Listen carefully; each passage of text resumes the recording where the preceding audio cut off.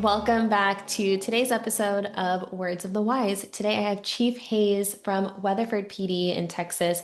He just celebrated his 25th year in law enforcement. He has a degree in exercise science, and leadership is something that's really important to him. Wellness is something that's really important to him. So I am really looking forward to this episode. Welcome to the show, Chief Hayes. Thank you so much for being here today. Thank you, Paige, for having me. I'm very excited to be here today, obviously, and really love what you're doing on your front and from your side. And so I'm very happy to be a part of this. So, Thank you. I really appreciate that. I'm looking forward to hearing your insight and your expertise in the wellness space. It's really interesting to meet someone who has experience and, has a degree in this space. So I'm looking forward to, hearing your insights. But before we get started, I want to give a little bit of background on you. So anyone who doesn't know who you are, give us a little bit of insight into you. well, I've seen several of the other chiefs that have been on your podcast, your episodes, and I'm a new chief, to be quite frank, to full transparency, right? I took over the position in April of this year. I was the interim chief from December of last year. And so I've been with the Weatherford Police Department, like you said, my entire career, 25 years. And so I've worked at every position that you can probably imagine in our department. And we're a mid-size, I would say a mid-size agency, about 70 sworn officers or so, and over about 100 staff members, complete with our professional staff. I'm a local boy from this area. Went to high school in this neck of the woods, and so my wife is a homegrown Weatherford girl, and so I've really loved this community and be a part of it for all of these years. And so got my degree from Texas Wesleyan University just in Fort Worth, my bachelor's degree, and then got my master's from Tarleton, which is just south in Stephenville from us. And again, really, it's really not about all the accolades and all that for me. I'm just blessed to be where I am, and I am where I am because of a couple of different things. Wellness being one of those, and a great mentorship being the other one. So I'm very thankful, and I'm not here alone. I would say that. I would say that. So Thank you. I don't know if you've always been that way or if it's a developed skill. It's definitely something I've had to develop over time is this perspective of gratitude. And I think that when you can recognize that, it took a whole team of people for us to get where we are today, people who are in our corner wanting us to win, but then also obviously hard work and dedication to the craft. But to have a sense of gratitude is what I heard in what you said. And I really appreciate that because I think so often, we can kind of look back and maybe nitpick a little bit, but to sit here and be like, you know what, I'm just so grateful to be here and I didn't do it alone. I really appreciate that sentiment a lot. well, thank you. Yeah, absolutely. You can't be here, and you definitely can't stay here unless you are Mm. have those connections and you have the ability to work with people. And definitely, I start off all of my meetings and a lot of my speeches that I have to give nowadays, obviously a lot more than I used to, with gratitude. We really try to start that off. Hey, what are we grateful for? We just had ours just post Thanksgiving, our command staff meeting, and we start off with what are we thankful for? I think it's just a good reminder, and it really kind of humbles us a little bit to realize that we're just part of a bigger picture, right? At the end of the day. So, Yeah. Well, and I know we're gonna, talk a lot about wellness today, but if for people who don't know, like our brains are actually wired to look for negative, to look for danger, to look for threats. And especially in your profession, you're trained to look for those things even more. And so to have this opportunity to rewire a little bit and to have more of a positive mindset, to look for those opportunities of gratitude is actually a really strong key component to mental wellness. And if you can train yourself to do that, the more you start to look for things that are good, things that you're grateful for, the more you're going to see those present themselves to you in life. absolutely, absolutely. You are second generation. Did you know that you always wanted to be in law enforcement? Was this something like from day one, you were like, yes, this is it for me? Well, yes, I would say so. My dad being a game warden, he was a police officer in Arlington, Texas, and a few other places, and then he finally landed on becoming a state game warden here in Texas. And from him, I really learned what it meant to serve and to just the honor of the profession. I still think that it's very much present in what we do every day. I think that that doesn't fall, 5% of the population does not dictate that, that we don't have an honorable profession, right? The 95 people that were out, the 95% that were out there really doing it for the good citizens and those folks, that's what really dictates what we do these days. And for me, it was about that. It was about the nobleness and the honor of the profession. And I knew that that's what I wanted to do. I knew I didn't want to be a game warden. I wasn't into that. I was way more of a team sport type player. And so I knew that I wanted to work for a municipality per se, so that we would work together and I wouldn't be out there by myself, because that was one of the things I didn't really like that much about being a game warden aspect of it. So Yeah. And then what about Chief? Did no you way. did you know? Absolutely. So you asked me, 7 years ago, even 5 years ago, probably, do you want to be a chief? As a matter of fact, one of my great mentors, which is our previous chief here, he asked me that same question when I was a commander. He said, "Well, do you want to be a chief?" And I said, "I have no idea." Mm, And I think, it's one of those things where is a lot of that is God's timing, a lot of that is agency timing, and a lot of that is just your timing. So it's really a culmination of a lot of things that brought me to where I am today. I think some people want to be a chief, but I don't know. I was probably a little bit more one of those reluctant folks that just wasn't sure. And so, but now definitely after doing the interim job and being here for about a year, and then now being the chief and earning the job myself, going through the process, I very much want to be here. I'm very happy to be here, and I really love what I do, and so I don't regret it one bit. yeah, it's so funny. You made me laugh when you said that because I get asked that question a lot. They're like, "Did you always know that you wanted to work in the law enforcement space?" And I'm like, "No. There are a lot of easier people to teach this wellness stuff to than a room full of cops, And I always make Absolutely, that joke, but it's the best thing ever. When you do find yourself in that fit, where you're like, wow, like this is where I want to be. This is where I feel like I can do the most help. This is where I feel like I was supposed to land. And all of my previous experience and everything I did led me to this point. And it did take other people believing in me or, seeing it as something hmm, that was a possibility. And so I also appreciate, everyone who's helped me, who's like, hey, like, what about this? What about that? Like I believe that you can do this for me to believe in myself. But I was the same. I never was like, yep, that's what I'm gonna do. But now that I'm here, I'm like, this is the best. It's so good. absolutely, yeah. And just as your journeys and our journeys as far as career paths go, I think that's the same for wellness, right? Wellness is not an isolated solo event. It's not a single sport, a single person sport. It really is. Wellness has to do with a lot of things that surround you, your culture and the people that are around you, and the influences that you have help you to achieve that as just as much as it would, like I said, your career and where you land at. So Yeah.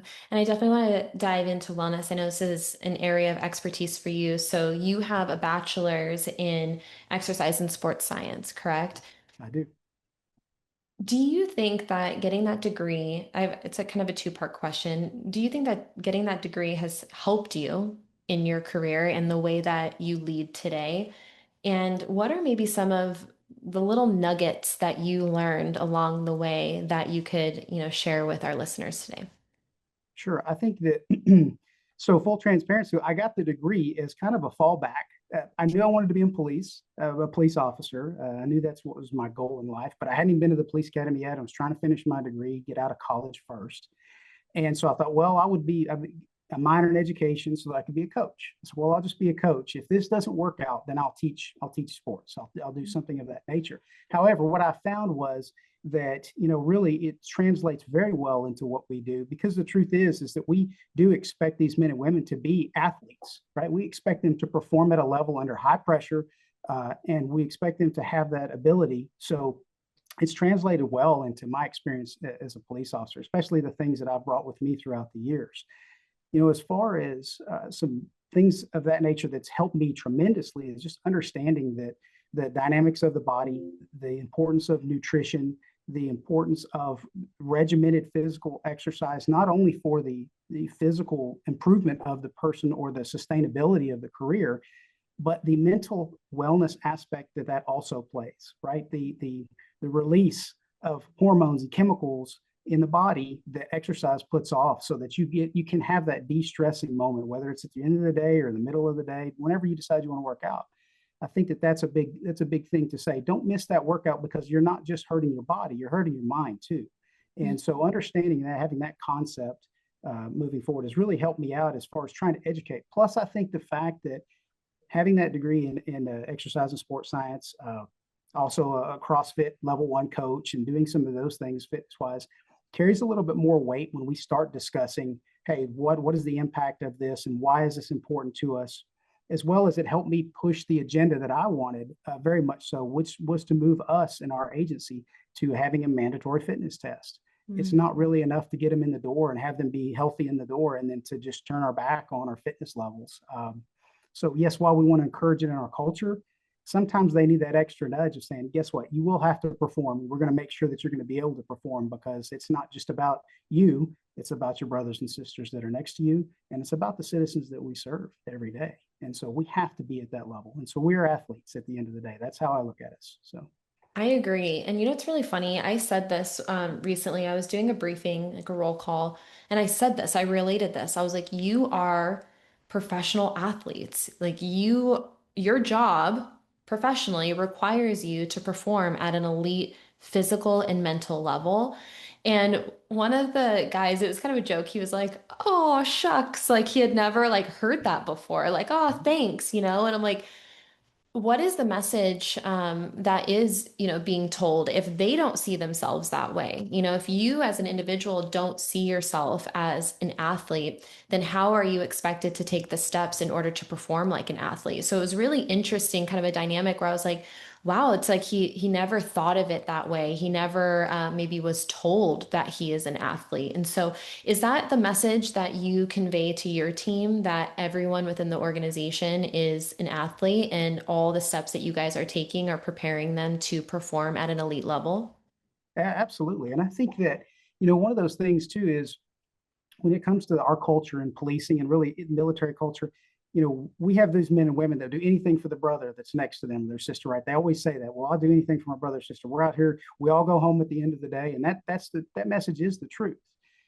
So why then short yourself on your ability and your capability to take care of your brother or sister? So a lot of that is not necessarily leveraging, making them self-reflect on themselves, but some of that is pushing it out, and maybe a little bit of that peer pressure to say, hey, look, you have men and women that depend on you, not just your citizens, but your brothers and sisters, and they need you. And so they need you to be at your top level. They need you to shoot well, they need you to run well, they need you to be there so that they're not there alone when they chase that bad guy down the road or whatever it is that they do. They need you to be healthy. And so some of that is that. And the other part of it is really then taking that and then driving it inward to them and saying, you know what, it's not just that. Let's go one step beyond that. And let's talk about your family at home. And let's talk about your children. And let's talk about that. And let's reflect on that for just a minute and how those individuals in their life, they need you. And the longer that you can squat and stand and do those things, then the longer that you're on your own as you get older in life. And ideally, the really one of my favorite sayings is the idea is not to survive this profession, it's to thrive from this profession.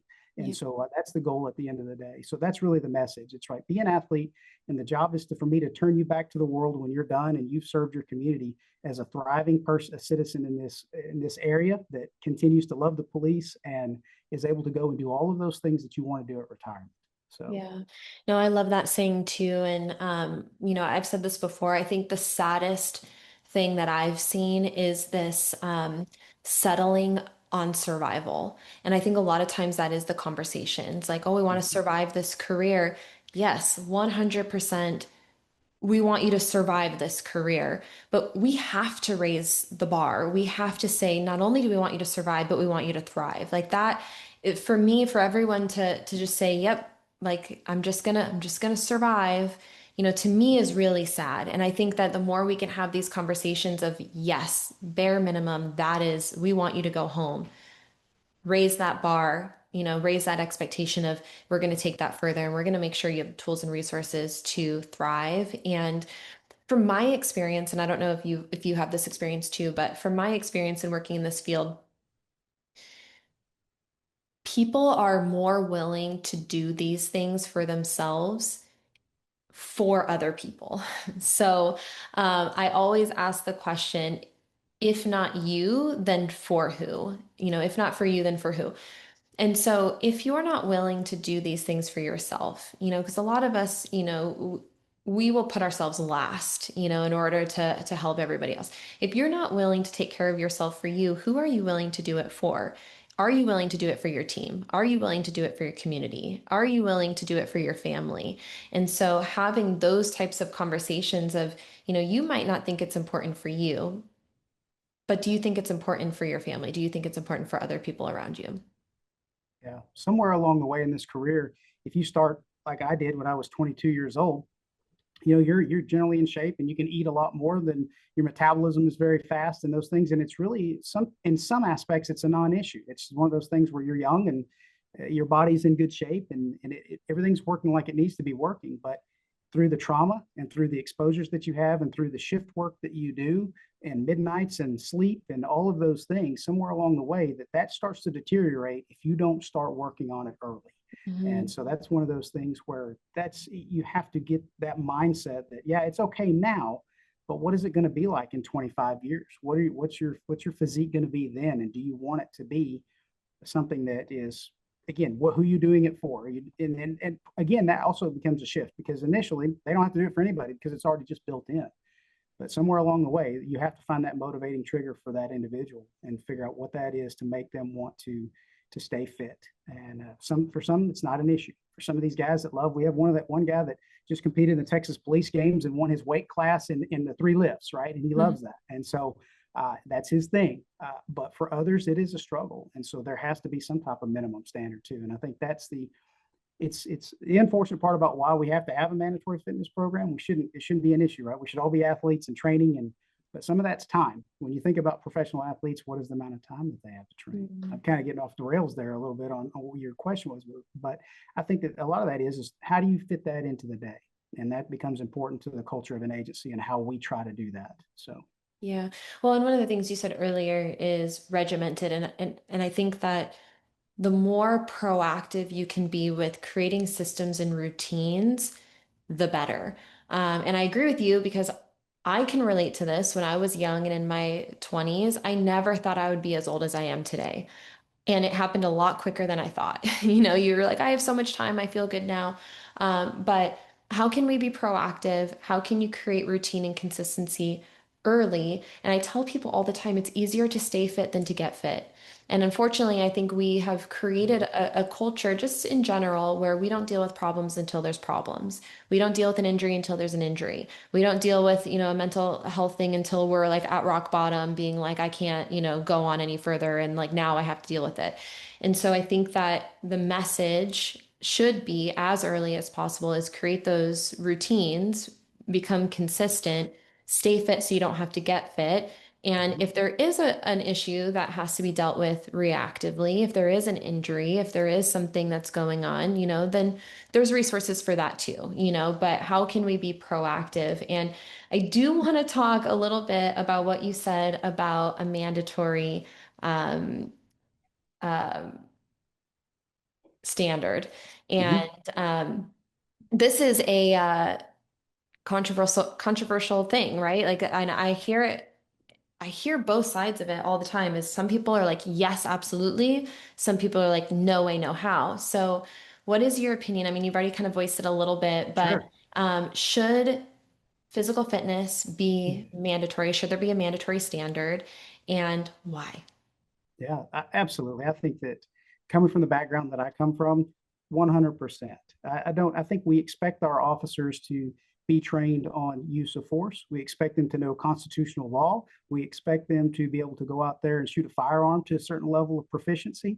Well, what is the majority of our job? I mean, the majority of our job and majority of our conflicts or any time we get into scuffles or anything, most of that stuff is not going to a firearm or even to less lethal. Most of it's hands on. When we arrest somebody, we're going to put our hands on somebody 100% of the time.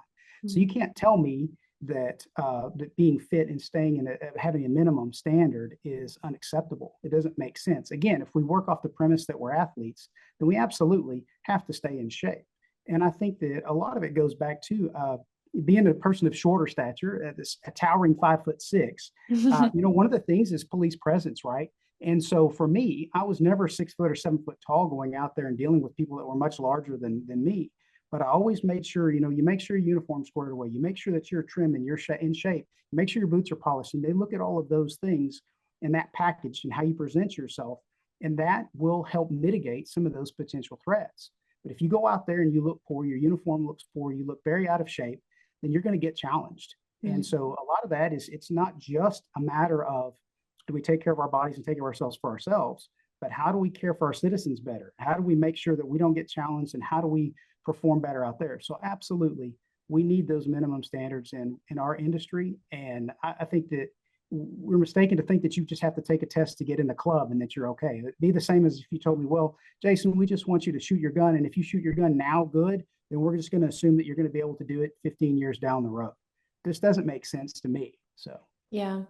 I actually agree with you. And again, I've had this conversation a handful of times with varying perspectives. And I think that one of the challenges that I hear is kind of this fear that if there is a standard, that we're going to lose people because people aren't going to be able to maintain that type of standard or be able to meet that type of standard.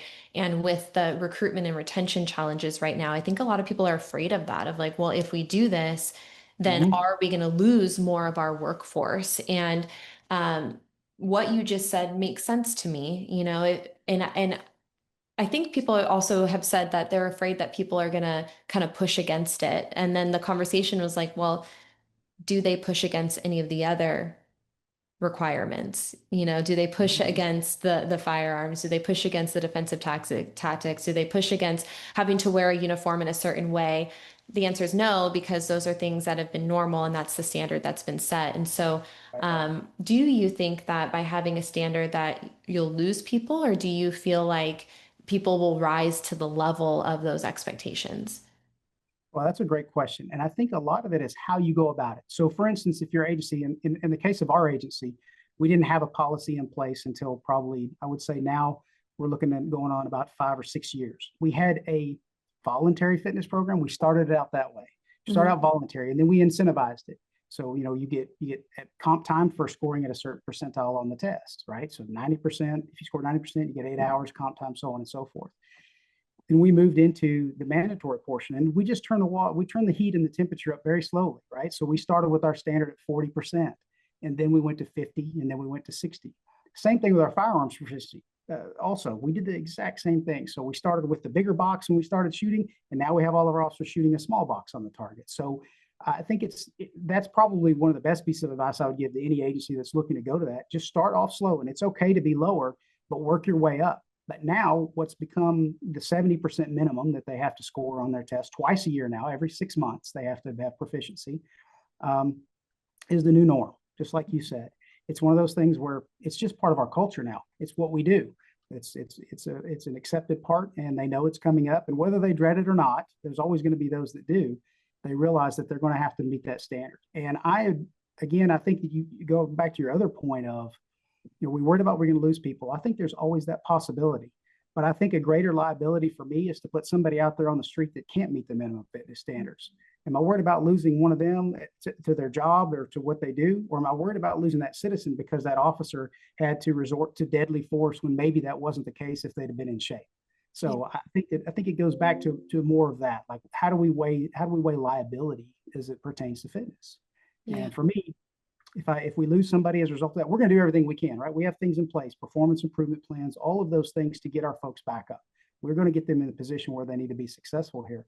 But at the end of the day, if they can't meet the minimum standards, then yeah, they probably don't have a place in this profession at that point in time because they're not willing to do what's necessary to ensure that they are out there to take care of our citizens and their brothers and sisters. So Yeah. No, I actually, and we did not talk about this offline, so I really appreciate you sharing kind of the strategy on how you were able to get there and those small increments over time to create the new standard rather than going from 0 to 1,000 and then, everyone fails and feels discouraged. So having right. that incremental change, I think is great.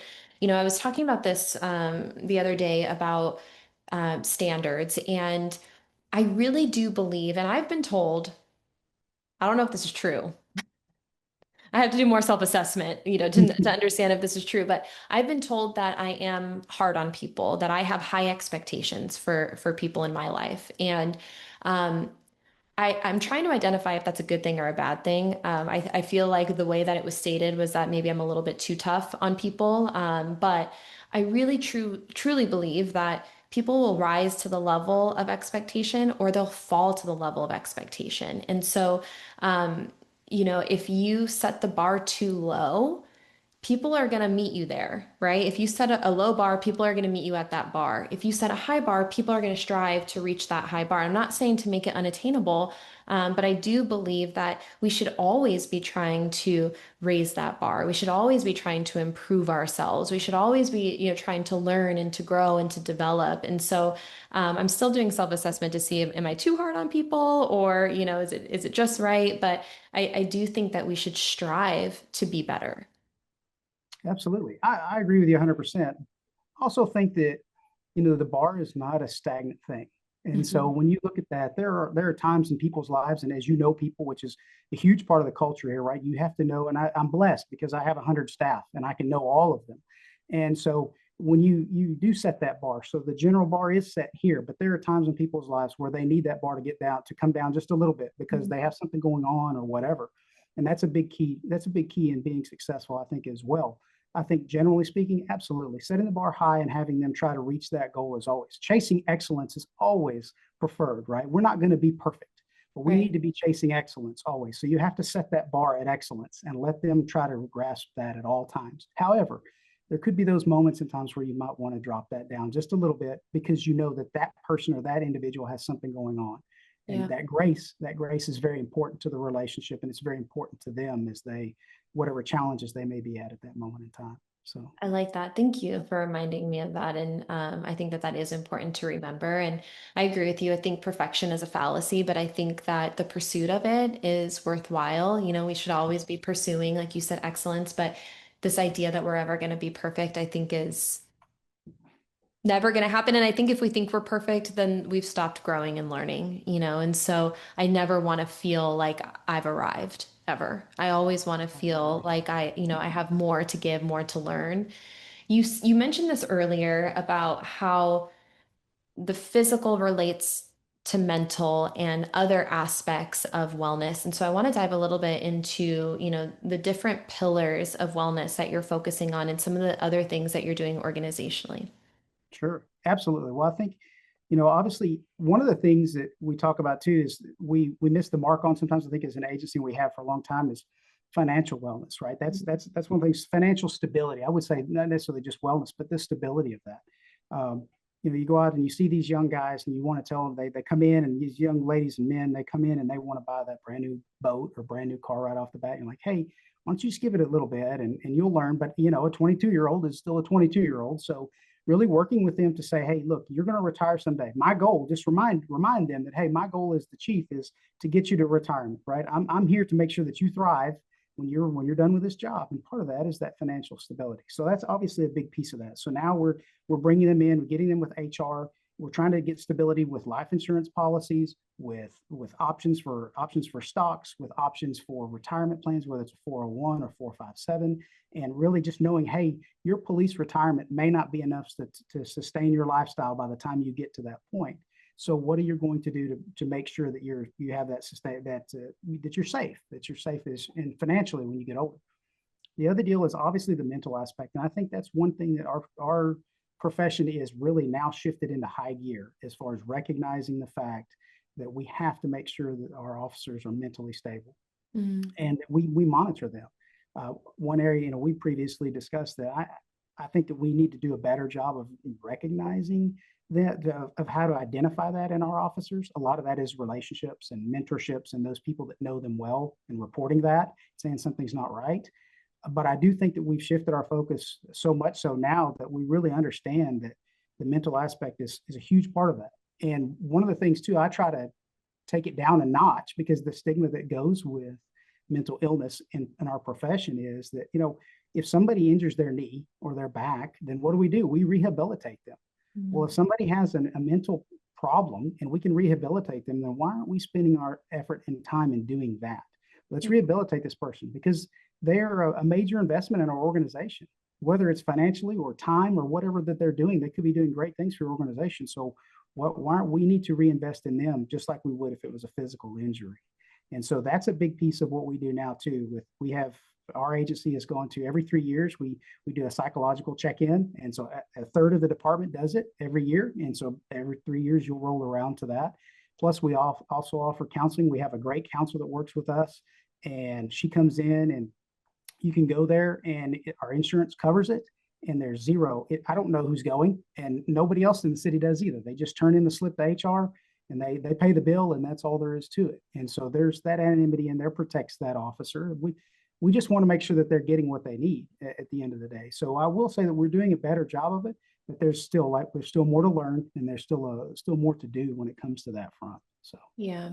I really do think that wellness is multidimensional. And I know when you and I talked offline, we use this word of like a holistic view. And I try to be, when I first started in this space, I had this mentality of we're going to call it what it is, and everyone's just going to get on board. If if it's mental health, we're going to call it this. If it's this, and I realized that we have to meet people where they are. And I think that the word holistic is people are starting to come around to talking more like this, but sometimes there's still kind of an eye roll. And so I try to present it in different ways of like, hey, it's there's a dynamic approach that we're trying to take, and trying to make sure that you feel whole at the end of everything. And I really think that everything feeds into the next thing, and to your point of kind of those three pillars that we just talked about, and you said this earlier, if you feel really bad physically, you're probably not going to feel really good mentally,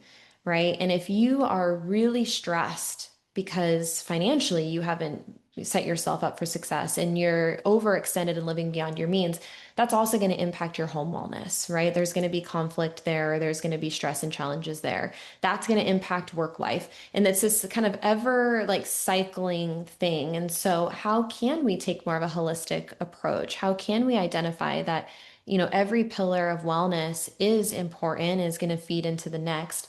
And I always look at it as short-term discomfort for long-term gain. And so what I mean by that is, and you mentioned this earlier, how do we find time for this? And so if we're looking at it from a physical perspective, it might not be fun to get your butt in the gym. You might not like the time that you have to go to the gym because the only time that I have to go to the gym is 5 a.m. So I'm up at 4. I don't love it, but I do it. And in my mind, I tell myself short-term discomfort, long-term gain.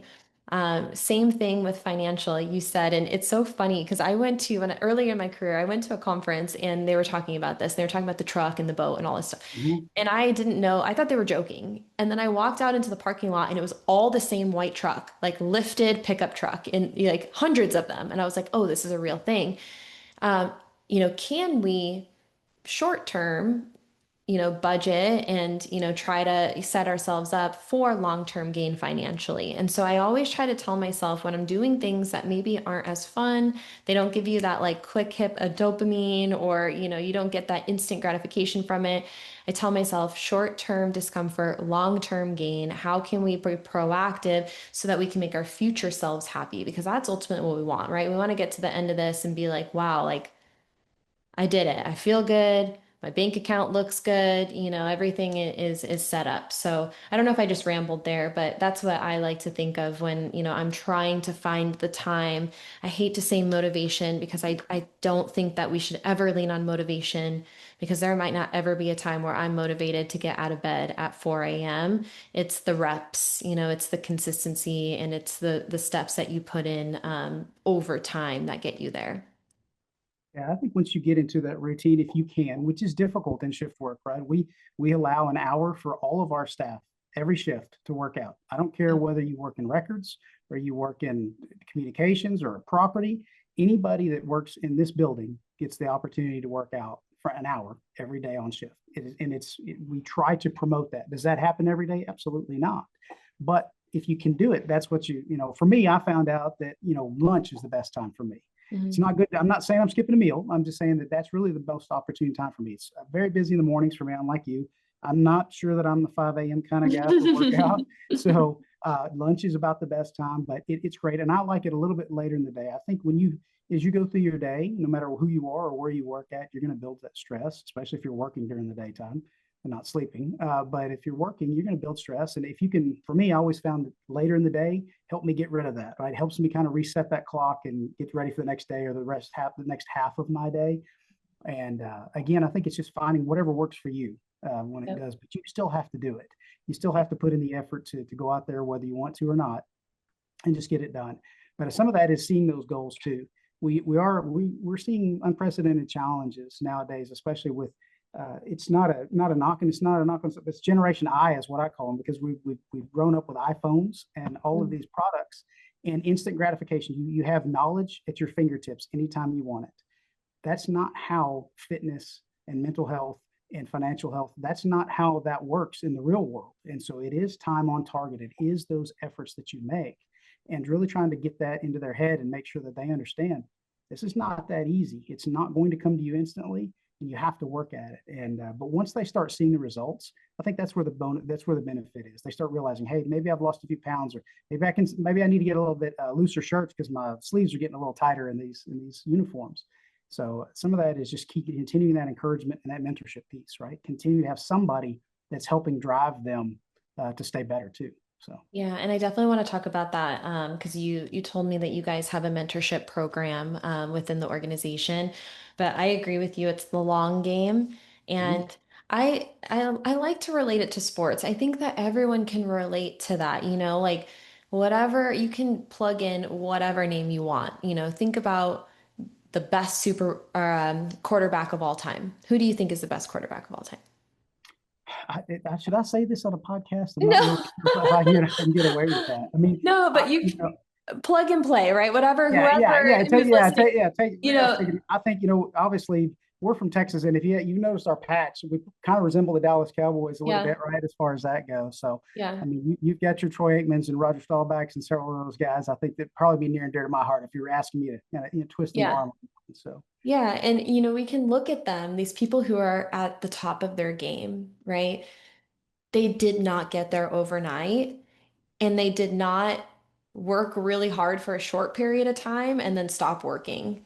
And I mean, we all saw the Netflix documentary, right? So like we saw that maybe there was like a little interim of maybe they weren't training as hard as they should have. But the idea is that it's a long game and you're never gonna achieve greatness without long-term practice, long-term reps. And so I think that we almost have to reverse engineer it a little bit. I think that there has to be some sort of end goal that you're looking at, or some sort of intrinsic motivator that you have that you can work backwards to get.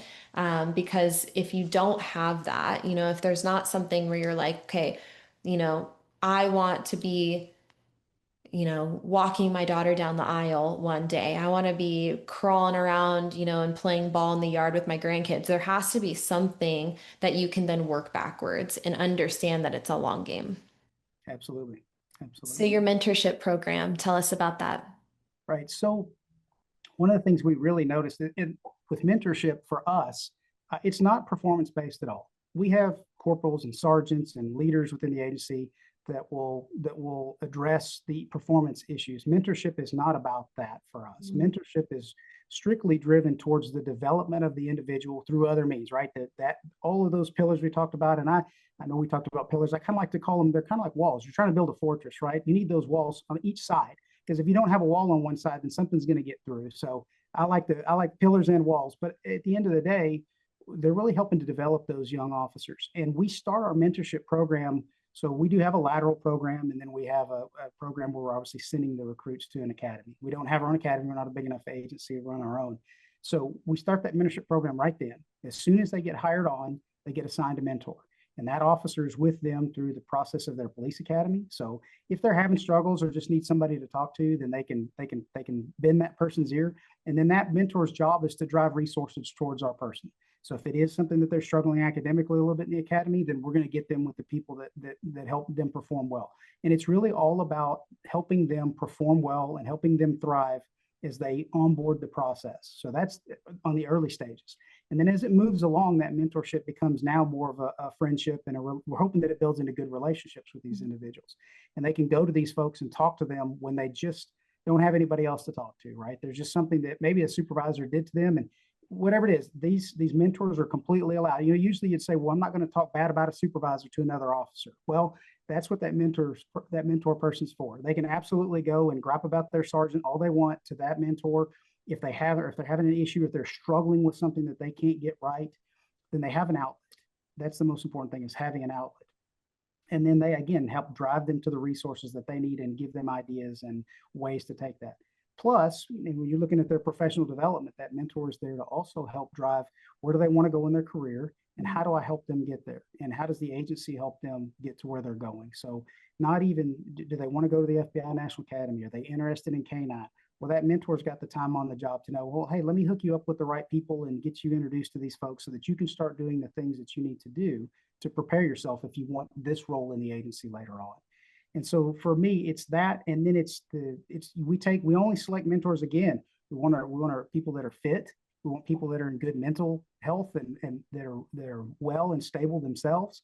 And so we're very selective as to who our mentors are as well, because we want to make sure that they are the example, right? They have to be that example to that officer that's onboarding. And now, same thing, we're starting that now to move that into our professional staff side and trying to drive mentorship through there and in our higher steps. So our sergeants, and as they onboard, not only do they have a training process for that, but they have mentors at that level too. Because I'll be honest with you, if it was not for mentorship, I would not be where I'm at today. We talked about that earlier, but it was through great mentorship that led me to where I am today. So Yeah. Yeah, no, I like that a lot. And, the couple things that came to my mind while you were talking is, and I don't know if you've thought about this, I'm sure you have. I think that we tend to isolate ourselves. We tend to kind of not want to communicate things. And so what I was seeing is through this mentorship program, the power of those relationships and communication, being able to have those conversations about things, but then also the mentor being able to look for signs, look for symptoms. If something seems off, because you have that relationship with that person and you know that person from early on in their career, you know what they're like, you know their personality, you know how they tend to be. Now you have kind of this buddy system that you're creating where that mentor can be like, I'm noticing that something is maybe a little bit off. And then that helps with longevity and being able to provide the resources to someone if and when they need it. yeah, absolutely. That's why our mentors have to be, again, at the forefront of everything, right? They need to know about fitness. They need to know about mental wellness. They need to know about financial stability. They need to understand all of those things. And that's part of their regimen as we onboard them, making sure that they're aware of those processes and those outlets and that information. And it's huge for us, because that is one way that we can certainly monitor our folks. And they're regularly communicating with the mentee. But I also think that you, just like if you're a field training officer, you always learn something yourself, no matter if you're whether you're the teacher or the student. It really makes no difference. And we see these individuals, the power that they have, and that I guess I said not say the power so much, but maybe it's the knowledge and experience that they gain by not just teaching somebody how to do the job, but teaching somebody how to effectively manage their life and their physical and mental status while they do the job. And then those individuals really we start looking at them for those leadership positions, as we move forward, because now they not only have the aspect of teaching them how to do the job, but teaching them how to perform in such a way that is well beyond the normal, hey, yeah, you checked the box for being able to write a citation or you made an arrest. Great, good job there. No, we now know how to teach our people how to be well, right? And that's probably one of the most important things about that mentorship program, is it gives them that piece. And that's how we help find our future leadership, right? We have to be in the business of putting ourselves out of business. And Yeah. that mentorship program for me is one way we do that. So Yeah. I really like that statement of like the teacher can be the student can be the teacher, and you can learn from each other. But creating longevity and eventually, training the men and women who are going to replace you later. Yeah, interesting. Final question. I feel like we could talk for another hour and time is going by so fast, but for those younger men and women who are entering into this career, What words of wisdom would you share with them? Maybe something that you wish you would have known earlier in your career or something that's helped you along the way. I think over time I've kind of developed a top 10, but I'm going to spare you the 10. I think, how about five of them? I would say that, and I'll try to keep it short, but, first and foremost, and it probably sounds cliche, this is a marathon and not a sprint. This profession, if you want longevity in this profession and you want a career out of policing, which is certainly worth every minute of it. And if you look back, I don't know too many guys or girls that have finished this career and said, "Man, I really regretted being a police officer." I just don't know that many. And I think that it being a marathon, so understand, pace yourself. You cannot make sergeant at 2 weeks in and expect to be proficient at your job. Just learn to run the race. Okay, so work to reach those goals and understand that you're not going to be able to run the full race today. But as you work every day, if you continue to work at it, you will be able to run this race and you will be great at some point in time. But it always takes time. We all know that it's really about that 3 year marker. It depends on your agency, but for me, it's about 3 years when you see that light bulb moment kick off in those officers. When you see that, you know that, hey, they've got it now. So it's a marathon and not a sprint. That also goes to the other side of that. Just understand that it's a marathon and the fact that there's trauma that builds up over time. And so you will, on your race and along your road, you are going to experience things and you're going to experience tragedy and loss like you've probably never seen it before. So understand that part of that marathon is learning how to absorb that and then learning what outlets that you have to make sure that you can get that through your system and continue to move on. Because the incidents that we have, 800, they say, again, depending on what statistics you look at, but 800 traumas throughout the 25-year career of a police officer, traumatic incidents that they see and go through versus the average person has a handful. Well, that's a lot to take in. And so how do you take care of that? Second thing is understand that probably the greatest amount of stress that you'll ever have as a police officer really is inside the four walls of the building that you work in. And so understand that that's part of it. So communicate, use your mentorship, find those outlets and talk. I love the officers that will walk into my office and tell me something. I love that relationship. And I know that's not always the way it is and it's strange, but I really try to develop that with those folks. Come in and talk to me. If you have a problem, let's talk. And I would rather it be that way and to decrease some of their stress if I possibly can, because I realize that institutionally we put more stress on our people than the people on the streets do. Mm. Three, again, find a mentor. Super easy, right? I think we've harped on that enough as it is. The fourth thing I would say is work on your leadership.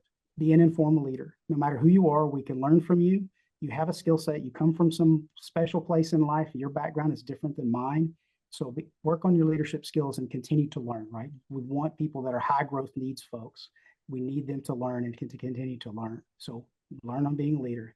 And finally, probably the most important thing to me of all that I like to leave with them is make sure that whatever you do as you work through your career, that police work doesn't define you, it refines you.